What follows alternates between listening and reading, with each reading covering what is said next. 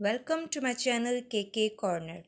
आज हम intermediate category का कंप्यूटर का थर्ड पार्ट कवर कर रहे हैं जो कि पेपर 3 का था। इससे पहले पेपर 1 और पेपर 2 का कंप्यूटर सेक्शन ऑलरेडी मेरे चैनल पे अपलोड हो चुका है। आप कंप्यूटर की प्लेलिस्ट में जाके उसको देख सकते हैं। बहुत ही डिटेल्ड और इन्फॉर्मेटिव वीडियोस हैं, वो ज़रूर देखिएगा, आपको काम आने वाली हैं। ठीक है, स्टार्ट करते हैं क्वेश्चन नंबर 91 से। Question number 91 is the processed form of data is called. अब डेटा पहले समझें, उसके बाद देखेंगे कि प्रोसेस्ड क्या होता है। डेटा हम कहते हैं रॉ मटेरियल को। ठीक है, रॉ मटेरियल जो अनप्रोसेस्ड जो इन्फॉर्मेशन होती है उसको। फॉर सपोज़ हम एक क्लास में गए या एक स्कूल में गए। ठीक है, एक क्लास की बात करते हैं, उसमें बहुत सारे स्टूडेंट्स हमारे प्रेजेंट है। उनमें से किसी का ए ग्रेड आया, किसी का बी ग्रेड आया, किसी का सी ग्रेड आया। हमने फॉर्मली सबसे पूछ लिया कि ए किसी का ए आया है, किसी का बी आया है, किसी का सी आया। हमने एक रफ़ स्केच तैयार कर लिया। ठीक है, तो वो रफ़ क्या था? वो डेटा थी। जब उसी रफ़ डेटा में से हमने एक लिस्ट बनाई कि इतने स्टूडेंट्स ने ए ग्रेड लिया है, इतने स्टूडेंट्स ने बी ग्रेड लिया है और इतने स्टूडेंट ने सी ग्रेड लिया है। मीन्स कि उस रफ़ डेटा पे हमने फर्दर प्रोसेस किया और फिर उसको एक इन्फॉर्मेशन का नाम दे दिया कि अब 10% या 50% स्टूडेंट्स ने ए% लिया है, 30% स्टूडेंट ने बी% लिया है और रिमेनिंग 20% स्टूडेंट ने सी ग्रेड लिया है। तो this data has been converted into the information now. ठीक है, तो अनप्रोसेस्ड को हम डेटा कहेंगे और प्रोसेस्ड को हम कहेंगे इंफॉर्मेशन, क्योंकि इंफॉर्मेशन हमें प्रोसेस के बाद आती है। सॉर्ट आउट करते हैं डेटा को, या जैसे रिपोर्ट्स बनती हैं तो उसमें हमें पहले डेटा हम कलेक्ट करते हैं डिफरेंट डिपार्टमेंट से, फिर उसमें से हम एक इन्फॉर्मेशन तैयार करते हैं जिसको हम रिपोर्ट का नाम देते हैं। फाइन, होप आपको ये बातें समझ में आ रही हों। Question number 92, select the technology that is used in the first generation of computer. अब कंप्यूटर की जो हैं टोटल 5 जनरेशन्स हैं। ठीक है, first, second, third, fourth, fifth. ठीक है, अब उसमें से जो फर्स्ट है उसमें कौन सी टेक्नोलॉजी यूज़ हुई थी? तो वैक्यूम ट्यूब जो है फर्स्ट में यूज़ हुई थी। ठीक है, ये ट्रांजिस्टर्स जो हैं वो सेकंड जनरेशन्स में यूज़ हुए थे। ठीक है, सेकंड जनरेशन में हमारे क्या यूज़ हुए थे? ट्रांजिस्टर। सॉरी, ये मिस्टेक हो गई, कोई ऑप्शन गलत लिख लिया मैंने। तो सेकंड जनरेशन में ट्रांजिस्टर्स यूज़ हुए थे। थर्ड जनरेशन जब आई थी, थर्ड जनरेशन, ठीक है, यहाँ पर लिख लेती हूँ, थर्ड जनरेशन में हमारे इंटीग्रेटेड सर्किट यूज़ हुए थे। ठीक है, इंटीग्रेटेड सर्किट। फोर्थ में यहाँ पर लिख लेती हूँ, फोर्थ जनरेशन में हमारे माइक्रो प्रोसेसर्स यूज़ हुए थे। क्या यूज़ हुए थे? Micro processors. Fine, micro processors. और फिफ्थ में हमारे यूज़ हुए थे इंटेलिजेंस, आर्टिफिशियल इंटेलिजेंस, जिसको हम ए आई कहते हैं। फाइन, तो फिफ्थ जनरेशन में यहाँ पर लिख लेती हूँ, फिफ्थ जनरेशन में हमारे यूज़ किया हुआ था आर्टिफिशियल इंटेलिजेंस। फाइन, तो हमारा आंसर वैक्यूम ट्यूब हो गया जो कि फर्स्ट जनरेशन में यूज़ हुआ। थर्ड क्वेश्चन है 93, what was the time period of the first generation of the computer. Time period first का क्या था? 1946 टू 1959, ये फर्स्ट का था। ठीक है, ये फर्स्ट जनरेशन का था। ये सेकंड जनरेशन का उन्होंने टाइम पीरियड दिया है, ये थर्ड जनरेशन का टाइम पीरियड दिया है और ये फोर्थ जनरेशन का टाइम पीरियड दिया है। तो उन्होंने ऑलरेडी एक असेंडिंग फॉर्म में लिख लिया है। ठीक है, तो first generation start from 1946 to 1959, then 59 to 65 second हुई, देन 65 टू 71 थर्ड हुई, एंड देन 71 टू 80 फोर्थ हुई, और नाउ फिफ्थ जो है वो 80 टू प्रेजेंट तक चल रही है, इस वक्त तब भी है। तो ये होगी हमारी फिफ्थ जनरेशन। ठीक है, तो हमारी पांचों जनरेशन्स कंप्लीट हो गई यहाँ पर। क्वेश्चन नंबर 94 की बात करते हैं यहाँ पर। UNIVAC, यूनिवेक, स्टैंड्स फॉर, इसका फुल फॉर्म क्या है? इसका फुल फॉर्म है यूनिवर्सल ऑटोमेटिक कंप्यूटर, जो कि ए ऑप्शन है। ठीक है, यूनिवर्सल ऑटोमेटिक कंप्यूटर। ये एक कंप्यूटर था जो कि फर्स्ट जनरेशन का कंप्यूटर था, फर्स्ट जनरेशन का। ठीक है, उस फर्स्ट जनरेशन में क्या यूज़ हुआ था, वैक्यूम ट्यूब। तो इसमें भी वैक्यूम ट्यूब्स ही यूज़ हुए थे। कितने वैक्यूम ट्यूब यूज़ हुए थे, 5400 वैक्यूम ट्यूब यूज़ हुए थे यूनिवैक कंप्यूटर में, universal automatic computer. Fine. Question number 95 की बात करते हैं हम। Question number 95 is ENIAC stand for.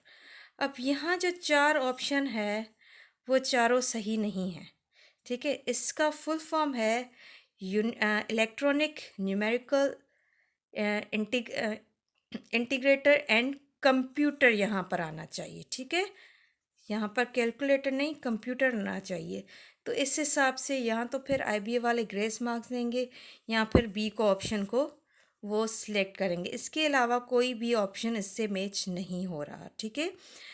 Electronic numerical integrator and computer इसका फुल फॉर्म है। ये भी एक फर्स्ट जनरेशन कंप्यूटर था, ठीक है। क्या था, फर्स्ट जनरेशन का एक कंप्यूटर था। जाहिर सी बात है, फर्स्ट जनरेशन का कंप्यूटर था तो इसमें भी वैक्यूम ट्यूब हुए थे। तो टोटल कितने वैक्यूम ट्यूब यूज़ हुए थे, इसमें 17,000 वैक्यूम ट्यूब यूज़ हुए थे, ठीक है। कितने यूज़ हुए थे, 17,000।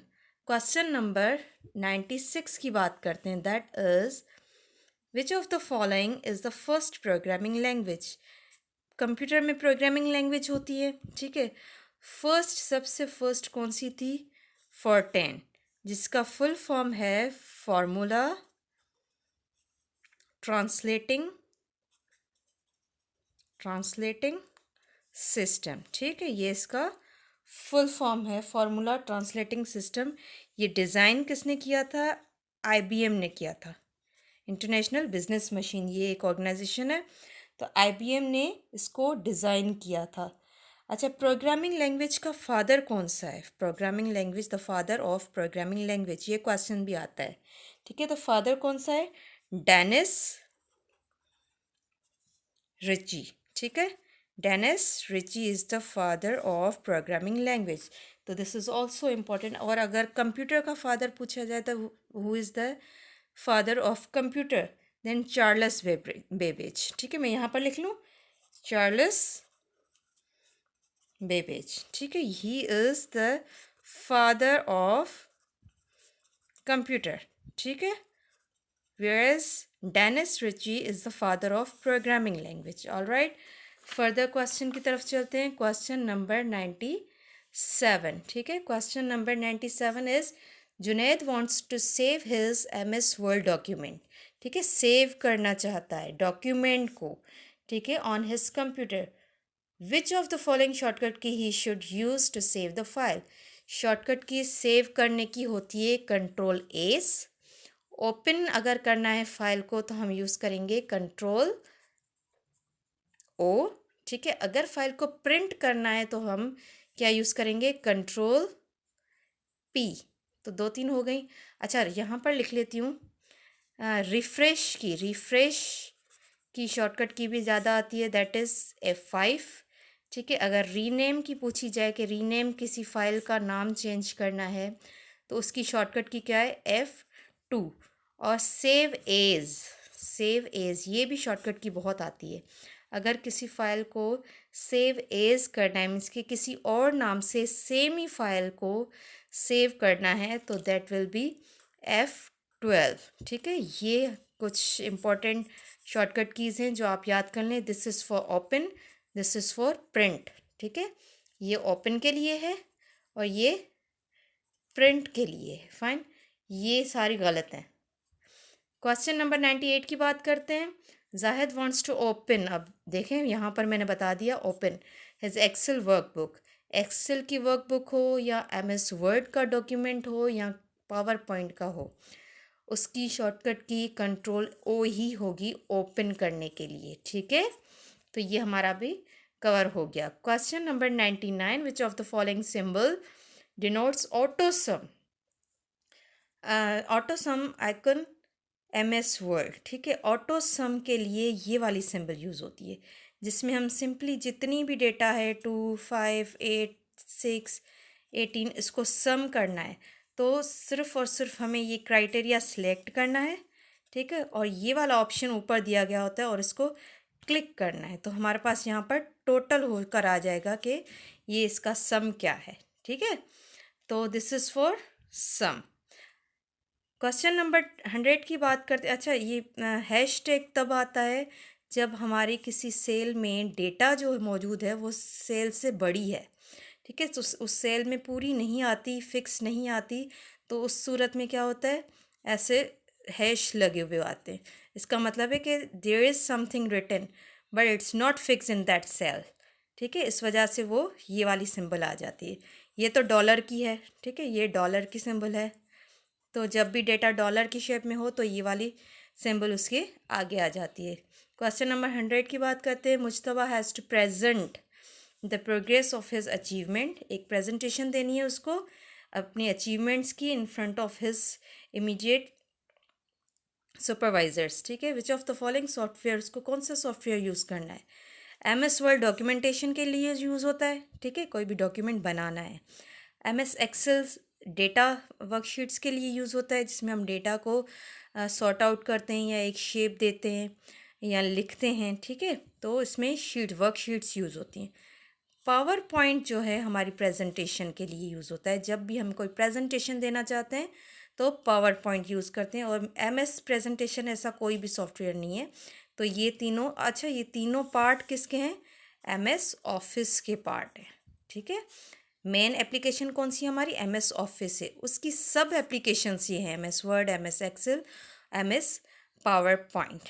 ठीक है, थैंक यू सो मच। ये हमारा कंप्यूटर का 3rd पेपर का पार्ट है। इससे पहले भी 2 पार्ट मैंने अपने चैनल पर ऑलरेडी अपलोड कर लिए हैं। Thank you so much. अगर आपने मेरा चैनल सब्सक्राइब नहीं किया तो आप सबसे रिक्वेस्ट है कि आप मेरे चैनल को सब्सक्राइब कर लें।